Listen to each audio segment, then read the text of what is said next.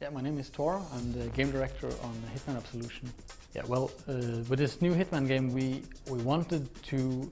We were looking at all the old games that we made and the legacy that we have, and basically taking apart every single game mechanic and putting it back together to create a more a more dynamic experience, a more modern game than the old games. Previously, Hitman games have been notoriously hard and punishing for the players, only allowing the most hardcore players to enjoy them. And we wanted to make it a more open experience where the game wouldn't punish the players as hard as the old games. Also, we built an entirely new technology for this game, especially centered around the AI and the rendering and the audio part of the game, which is very central to us. We wanted a very cinematic experience, and combined with the very open nature of the game, where it's basically the player's choice whatever is happening. Then we needed a very flexible system from the engine to support being cinematic in any kind of circumstance. Yeah, basically when we started out this game, we found out that the in-house technology that we had was running very old, and we either needed to license something or build something by ourselves. And since IO Interactive is very much based on technology in-house, the old games was very renowned for their innovative technology. So we decided that since there wasn't anything on the market that we can use directly, we'd rather build our own technology and tailor-make it for this game. So the AI that we have is very, very advanced, more than anything we've done in the past. And also on the rendering side, to be able to live up to the art direction that was made, then we built our own renderer as well. Yeah, we're going for a darker and more kind of dense style than before. It's still kind of a humorous game in many ways, but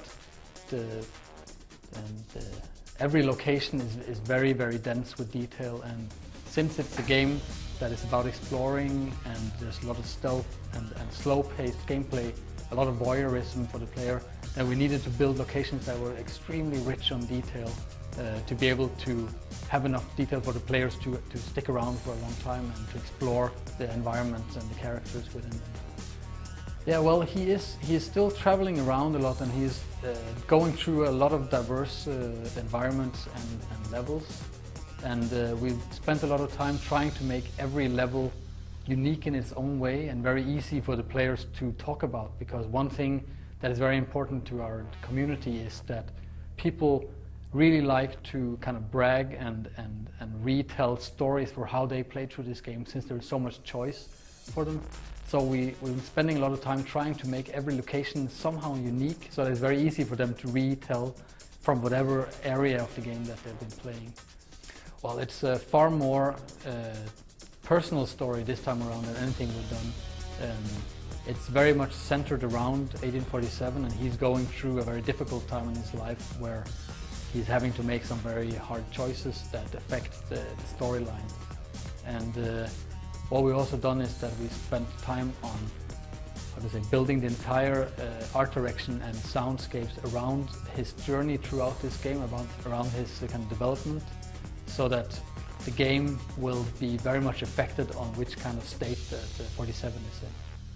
Yeah, basically the level we're showing at E3 is based in a very kind of dark and rainy Chicago, where 47 is on the run. There's this big manhunt for him, and we allowed ourselves these kind of force majeure moments in this game where the player will have to kind of improvise and be on the run from someone, being the police or someone else, rather than in the previous games where you would always start out kind of in a safe spot and kind of make your own move.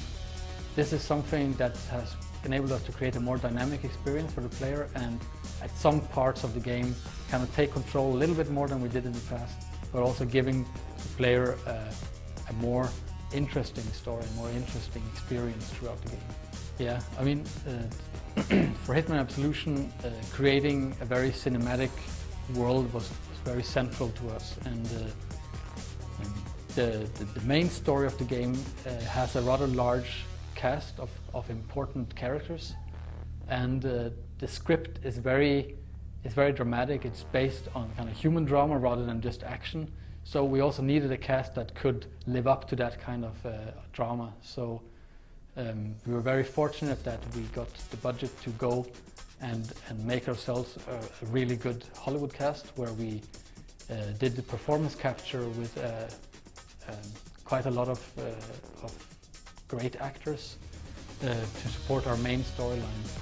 And on top of that, we have within every single level there's all these little subplots with a lot of different kind of unimportant characters to the main story, but for the exploring player and the kind of voyeuristic player, there's I think about 15 hours of extra little content of dialogues and situations that they can experience throughout the game. Two of the most important actors that we have in HITMAN Absolution is Diana, who's played by Marsha Thomason, and Blake Dexter, the main villain of the game, which is played by Keith Carradine. And these are some of the very important roles within the game, and we're very fortunate that we got this great cast for them, because it's really added a lot to the game and to the storyline. Yeah, when it comes to performance capture, it's something that is new to us. In the past, we would do separate mocap and we do separate voices, and we kind of combine them within our tools at home. But now, again, we also got the budget to do this performance capture that we did in Giant Studios here in LA, which is the same place that James Cameron did some of his Avatar stuff.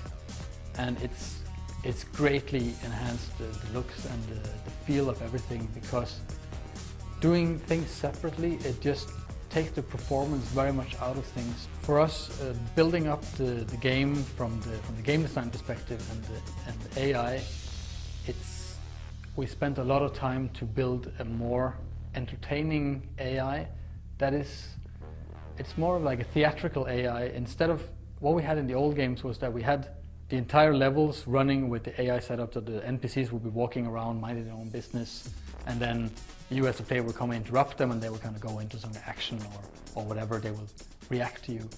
Now the system is far more based on trying to entertain the player as he plays his way through the game. So if the player is playing stealthily, the AI will also accommodate that. They will be doing a lot more acts, they will be more interesting in their kind of ambient state. While if the player chooses to play it in an action way, we built this new kind of flexible combat AI that will pick make a good fight for the player from whatever direction or time that he chooses to attack them. And the AI will be able to position themselves throughout the game world and ramp up the action if the player chooses to kind of go on playing in an action way, or if they retreat and try to hide, the NPCs will kind of fall into their more ambient state again. Unless you've killed many of their friends, then they will still kind of be hunting in these kind of hunting parties for the player.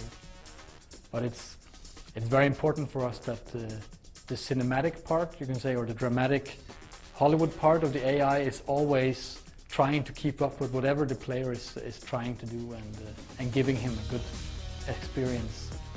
Because we're making games, it's all about entertaining the player in every way that the player would want to be entertained.